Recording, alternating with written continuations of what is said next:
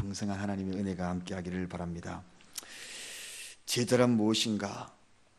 제자는 어찌하든지 스승의 모습을 닮아가는 것이 제자입니다.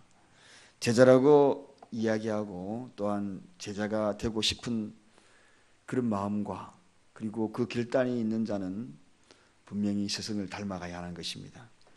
스승의 가르침을 잘 받아들이고 배우고 순종하고 또 스승이 하는 그 일들을 조력하고 또 스승이 하는 그 일을 따라서 추종하는 자, 그런 자가 되어서 그 스승의 모습을 닮아가는 것, 우리 신앙의 한마디로 주님을 닮아가는 거잖아요. 그래서 우리 이런 찬양도 있지 않습니까? 예수 닮기 원합니다. 이내 맘에. 이게 뭔가요? 한마디로 이야기하면 주님을 닮고 싶다는 것은 그것은 제자가 되고 싶다는 것입니다. 찬양과 우리의 모습이 다르다면 제자가 되고 싶은 그 마음은 있지만 그러나 제자가 되어가는 그 과정들이 우리 속에 없다면 진정한 제자가 될 수가 없는 것입니다. 오늘 우리 주님은 바로 이러한 제자들을 향하여 가장 아름다운 가르침 그리고 가장 모범이 되신 그의 모습을 통하여 우리에게 가르치고 있습니다. 얼마나 귀한 스승을 우리가 만났는지 모릅니다. 세상에 정말 우리가 존경만 할 그런 스승들이 있나요?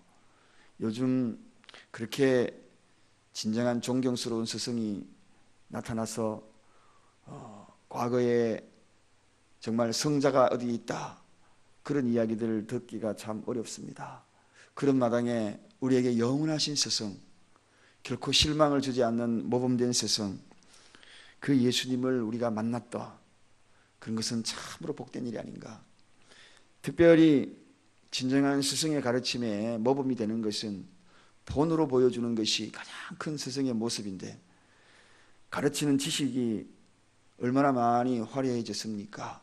그러나 정녕 진짜 좋은 스승은 모범으로 보여주는 그러한 스승이 가장 좋은 스승입니다.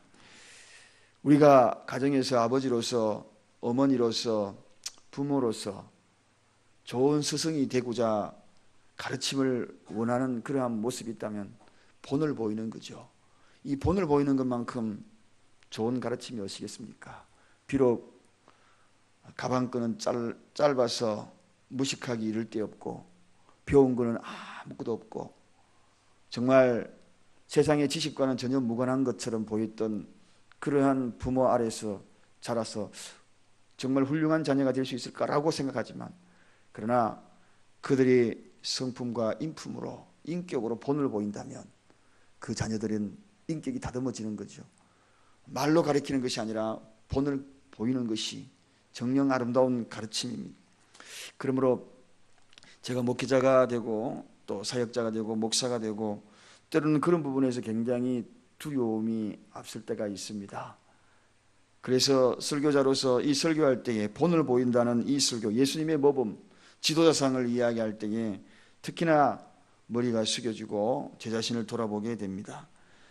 본을 보여야 할 텐데 하는 이 생각이 제 마음속에 자리를 잡을 때, 그럴 때마다 제 자신을 다시 한번 돌아보게 되고 부끄러움이 있는 것들을 다시 복종시켜야 되지 않은가, 이런 생각을 가져봅니다. 이 예수님의 본을 보이면서 특별히 예수님이 우리에게 본을 보인 그 모습을 닮아가기 위하여서 이 이야기는 여러분들에게 설교하기 위한 설교라기보다도 어쩌면 제 자신에게 지도자가 되기 위한 본은 이런 모습을 보여야 한다 하는 것을 일러주시는 주님의 음성이 아닌가, 저에게 불러주는 그러한 설교가 아닌가 하는 그런 마음으로 조심스럽게 이 모습을 전합니다. 특별히 주님이 그러면 어떤 모범을 보여주었는가? 종의 모범을 보여주었다는 거예요. 종의 모범. 이 당시에 6월절이 되게 되면 만찬이 시작이 되기 전 종들이 하는 일이 있습니다. 그것은 바로 주인이 의자에 걸터 앉자마자 그 앞에서 무릎을 꿇고 발을 씻기는 것입니다. 그 발을 씻기는 그러한 일들은 오직 종이 하는 일입니다. 주인이 하는 일도 아니고요, 형제도 하는 일도 아니고, 부모가 하는 일도 아니고, 오직 종이 하는 일입니다. 종이 하는 일을 분명히 알았다는, 종이 하는 일을 분명히 하고 있다는 것입니다. 그래서 예수님이 우리가 잘 알고 있는 대로 빌립보서 거기에 사도 바울이 그렇게 이야기하잖아요. 오히려 자기 몸을 비워 종의 형체를 가져 사람들과 같이 되었다, 이렇게 소개하고 있거든요. 종의 형체가 되었다는 거예요. 그 모범을 보인 종의 모습, 어떻게 이런 일이 일어날 수 있겠는가? 아무리 생각해도 도무지 이해가 되지 않습니다. 만유의 주가 되시는, 주인 되시는 그분이 무릎을 꿇고 종의 모습을 가졌다. 권위가 무엇인가? 신성의 권위가 무엇인가? 목회자의 권위가 뭐고 지도자의 권위가 뭔가? 오늘 그런 모습에서 분명히 이 말씀을 통하여 다시 한번 깨닫게 합니다. 그것은 바로 종의 모범을 보이는 것이, 그것이 진짜 권위구나. 그 앞에 숙연해지는 제자들의 모습을 바라보면서 그런 생각을 가져봅니다. 종의 할 일은 바로 이런 것이다 하는 것을 몸소 모범으로 보여주시는 주님을 알게 됩니다. 이것이 예수님의 모범의, 스승의 모범의 첫 번째예요. 두 번째는 겸손입니다. 겸손의 모범을 보여줍니다. 오늘 예수님이 발을 씻기기 위해서 어떻게 하셨다고 그저께 계속해서 이 세족식에서 말씀을 드렸나요? 자세가 정말 중요하죠. 겸손하다고 말을 하는데 태도가 되어 있지 않는 사람은 전혀 겸손한 것이 아닙니다. 오히려 그것이 더 교만하게 보일 때가 있습니다. 그렇습니다. 겸손하다라고 그러한 모습을 스스로 말을 하면서 태도가 온전치 아니하고 자세가 겸손한 자의 자세가 아니라면 결코 겸손한 것이 아니라 그 겸손이 오히려 교만을 드러낼 때가 있다는 것입니다. 그런데 오늘 우리 예수님의 자세를 보면 겉옷을 벗고 자세가 되어 있잖아요. 겉옷을 벗고 수건을 허리에 두르고 대야에 물을 담아 누가 다 합니까? 예수님이 다 겉옷 벗고 다 하는 그 자세를 보십시오. 그리고 발을 씻기고 겸손의 단계와 자세를 보여줘. 이건 내일 따지는 것이 아니라 교회 일은 또 지도자가 이것은 내가 해야 될 일이 아니고 이것은 집사가 해야 될 일이고 성도가 할 일이고 중직자가 해야 될 일이 아니다. 이러한 모습, 이거는 목사가 해야 될 일이 아니다. 이런 경계가 아니라는 것입니다. 이런 일 저런 일 모든 일도 할 수 있는 겸손의 자세, 구분하지 아니하고 할 수 있는 그런 자세가 정령 모범된 예수님의 바로 가르침, 스승의 가르침이 아닌가. 얼마나 처절한 종의, 철저한 종의 모습, 섬기는 종의 모습 아닙니까? 정말 겸손의 모습, 이런 겸손이 아닙니까? 이를 구분짓지 아니하는 것, 이게 진짜 겸손입니다. 이게 진짜 겸손입니다. 완벽한 봉사지요. 내일 내일 따지지 않는 것, 이게 겸손이죠. 그건 내가 왜 하냐? 저건 내가 왜 하냐? 여러분, 길거리 교회 바닥에 휴지가 떨어져 있거들랑, 화장실에 물기가 돌고 있거들랑, 누구든지 가서 이건 내 일이 아닌데, 이게 아니죠. 밀대 잡고 한번 바닥 닦아내는 거. 그게 미끄러져 가지고 누가 다치면 어떡하겠어요? 이거 눈에 보이자마자 하는 것, 이게 진짜 겸손이죠. 이건 내 일이고, 이거는 목장의 청소당번이고, 화장실 청소하시는 분의 담당이고, 휴지가 떨어져 있으면 떨어졌나 보다 하고 끼고 해야 되는데 이건 내 일이 아니니까 스치고 지나가고. 저도 가끔씩 우리 교회 화장실 보니 화장실에 떨어질 때가 있어요. 누가 먼저 보는 사람이 좀 휴지 끼웠으면 좋겠는데, 황당한 일 벌어질 거 아닙니까? 큰일 보러 들어갔다가 아무것도 없으면 다 볼 받는데, 누구든지 이건 내 일이 저 일이 아니다. 예수님 허리도 이거 발 씻을 물도 떠오고, 이런 자세가 중요하다는 것입니다. 이게 바로 모범된 자세 아닙니까? 그런데 제자들이 이런 마당에 누가 더 크냐, 누가 더 높은 자리에 앉느냐, 이렇게 지금 서로 다투는 모습, 이게 바로 제자들의 실체요, 인간의 실체입니다. 정녕 하늘나라의 권세는 그것이 아닙니다. 정녕 하늘나라의 권세자는 무릎을 꿇는 겸손한 자입니다. 이것이야말로 진정한 모범된 그러한 모습이거든요. 오늘 이 시대에 바로 이것이 필요합니다. 정녕 이것이 필요해요. 이게 바로 두 번째 주님이 보여주신 겸손의 모범, 세 번째 보여준 것은 사랑의 모범이지요. 여러분, 주님께서 제자들이 발을 씻기던 근본적인 모습은 무엇을 보여주느냐? 발가락 하나하나 꼭꼭 주물러 주면서, 여러분, 세족식도 방법이 있어요. 그냥 발만 물치가지고 이렇게 하는 것이 아닙니다. 세족식은 방법이 있어요. 제가 언젠가 사랑교회에 와서 처음에 와서 제가 세족식을 한번 한 적이 있습니다. 또 세례 예식을 베풀 때에 방법이 있어요. 두 무릎을 딱 꿇고 수건을 딱 놓고, 그리고 발가락 하나하나를 콕콕 눌러주고, 발가락 사이사이를 콕콕 이렇게 주물러주고, 그러면서 발을 씻어줘야 돼. 그리고 다 끝나고 난 다음에 어떡합니까? 그 발등에다가 머리를 대고 기도해주고 입 맞춰주고. 이게 세족식이에요. 이게 세족식이에요. 그냥 발만 물만 이렇게 하는 게 아닙니다. 그렇게 되기 위해서는 어떤 자세가 필요해요? 사랑이 없으면은 그렇게 할 수가 없어요. 사랑을 해야 돼요. 진정한 세족식의 의미는 사랑입니다. 여러분, 사랑하는 자가 쓰다듬고 안아주는 거하고 악수하는 거는 딱 잡아보면 압니다. 근성으로 허그하거나 근성으로 보다듬어 주는 거는요, 두들기는 각도도 달라요. 폼도 달라요. 느낌도 달라요.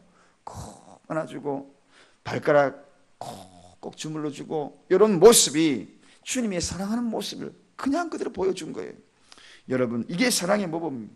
그렇다면 이렇게 세 가지 모범을 보이신 주님이, 종의 모범, 겸손의 모범, 사랑의 모범, 이 세 가지를 보여주신 주님이 우리에게는 도대체 뭘 원하실까? 왜 이렇게 모범을 보이는 이유가 뭔가, 본을 보이는 이유가 뭔가 하는 것입니다. 부모가 본을 보이는 그 이유가 뭔가요? 자녀들도 그렇게 좀 되어라, 그게 아닙니까? 자녀들도, 제자들도 그렇게 좀 되어라, 그게 아닙니까? 그래서 주님이 바라시는 것은 이 세 가지입니다. 낮아지는 자가 좀 되어봐라. 낮아지는 자, 종의 모습, 그런 모습으로 좀 한번 변화되어 봐라, 그런 모습 아닙니까? 또 하나, 이러한 모습을 통하여서 겸손해지고 종의 모범이 되고 사랑의 모범이 되면은 교회적으로 나타나는 현상이 하나 있습니다. 공동체에 나타나는 현상이 있습니다. 지금 예수님이 이러한 모든 예식을 치르고 십자가에 못 박히고 나면 서로 그 다음 주도권 싸움이 일어날 겁니다. 주도권 싸움. 누가 우리 중에서 누가 리드가 한 사람이 사라지면 주도권 싸움이 일어나는 것을 보게 되죠. 교회도 마찬가지고 어느 장소도 마찬가지고 보면 꼭 그런 일이 벌어집니다. 그런데 오늘 주님이 그런 모습을 보여준 것은 바로 공동체의 하나를 강조한 겁니다. 공동체가 하나가 되어야 된다. 제자들이 누가 크냐, 네가 크냐, 분열과 다툼, 복음 전도에는 전혀 유익한 것이 없다는 것입니다. 분열과 다툼이 있는 곳에 그런 마음을 가지고 전도하고 선교하면 무슨 소용이 있겠습니까? 결과적으로 나중에 그런 선교의 결과물은 무엇인가? 자기를 드러내는 것밖에 더 있겠습니까? 허영심밖에 더 있겠습니까? 그러므로 분열되고 다투는 것을 결코 원치 않는다. 그런 모든 부분들을 부탁하고 싶었던 것입니다. 이러한 모습들이 주님이 원했던 것, 하나가 되기를 원합니다. 이러한 모습. 그 다음에 마지막으로 주님이 원한 것이 무엇일까? 서로 사랑을 해라, 사랑해라. 이렇게 발 씻기는 모습처럼 좀 사랑하는 관계가 되어라. 스승이 제자의 발을 씻기는데 제자끼리는 서로는 충분히 발을 씻기는 그런 존재가 될 수가 있지 않겠는가? 사랑, 그렇습니다. 사랑이라는 그 단어는 생각만 하면 가슴이 설레이고 젊은 청춘에게도 가슴이 설레게 만들고, 그리고 왠지 사랑 이야기 들으면 오늘 하루 좋은 일이 있을 것 같고 마음속에 왠지 평안이 밀려옵니다. 설레입니다. 우리가 사랑하게 된 배경이 뭡니까? 요한은 분명히 밝히지요. 우리가 사랑하면 그가 먼저 우리를 사랑했다. 그가 먼저 우리를 사랑했다. 요한 1서 4장 19절에 그렇게 소개하고 있거든요. 우리가 사랑할 수밖에 없는 것은, 우리가 예수 믿는 그 순간부터 사랑을 해야 되는 이유는 뭐냐? 그가 우리를 사랑했다는 것입니다. 일방적으로 우리를 사랑했다는 것입니다. 그 사랑의 씨앗이 우리에게 있는 한은 그분을 닮아가고 그분을 따라가는 제자의 삶이라면 우리는 반드시 그를 사랑할 수밖에 없는 존재라는 것, 그게 바로 사랑의 모범을 보여주셨다는 것입니다. 또한 요한일서 4장 21절에 우리가 이 계명을 주께 받았으니 하나님을 사랑하는 자 또한 그 형제를 사랑할지니라, 그렇게 소개합니다. 주께 받았다. 이 사랑은 해도 되고 안 해도 되고 그런 것이 아니라는 것입니다. 예수 믿는 그 순간, 영접하는 그 순간부터 사랑을 받았다는 것입니다. 어떤 사랑? 그분이 우리를 먼저 사랑하는 일방적인 사랑, 십자가의 그 사랑, 그 사랑을 받았으니 받은 자는 먼저 그 형제를 사랑할 수밖에 없는 존재다. 그것이 바로 계명이라는 것입니다. 계명이라는 것은 지켜도 되고 안 지켜도 되는 것이 아닙니다. 영어적인 표현하면 명령입니다. 반드시 그렇게 해야 된다는 것입니다. 그분이 우리를 사랑하셨기에 너희도 사랑하는 것이 마땅하니라. 이게 바로 요한이 예수 그리스도의 그 신성과 그리고 그분이 이 땅에 오신 그분이 누구신가를 깨닫고 난 다음에 밝힌, 그리고 요한이 어떤 사람이었습니까? 요한은 아주 잔인한 사람입니다. 알고 보면 자기 분노에 그저 하늘에 불을 내려서 예수님의 뜻을 어긋나는 사람들을 다 태워버려서 죽여버리고 이렇게 이야기했던 사람이 요한입니다. 그 성격이 우레와 번개의 아들이에요. 그러할 별명까지 있었던 그런 요한인데, 이 요한이 누구로 바뀝니까? 요한 그러면 하나 딱 떠오르는 단어가 있습니다. 사랑의 사도. 사랑의 사도. 요한 사랑의 사도. 왜 예수님이 오랫동안 그 누구보다도 요한을 이 땅에 남겨두었는가? 그 사랑을 전하기 위해서. 밤모섬에서 사랑을 지피라는 겁니다. 사랑은 이런 것이니 사랑은 저런 것이니, 이렇게 하면서 요한 1서 2서 3서 요한을 기록하고, 요한 계시록에 하나님의 사랑이 앞으로 어떻게 우리에게 도래할 것인가, 그 사랑을 전하면서 끝까지 장수하게 되었다. 여러분, 사랑은 장수. 우리의 인생에 있어서 우리 교회가 오랫동안 이 자리에 머무를 수 있는 유일한 근거는 뭐냐? 사랑교회. 이름 그대로 사랑의 모범을 보이면 우리 교회는 오랫동안 유구히 이 자리에 버티게 될 것입니다. 예수님의 모범을 닮아 우리에게 원하는 것이 무엇인지, 이 두 가지 양면성을 가지고 오늘 아침에 이 새벽에 말씀을 다루었습니다. 오늘도 그 말씀을 잘 삶 속에 적용하는 저와 여러분이 되시기를 간절히 축원드립니다. 기도하겠습니다. 종의 모범과 겸손의 모범,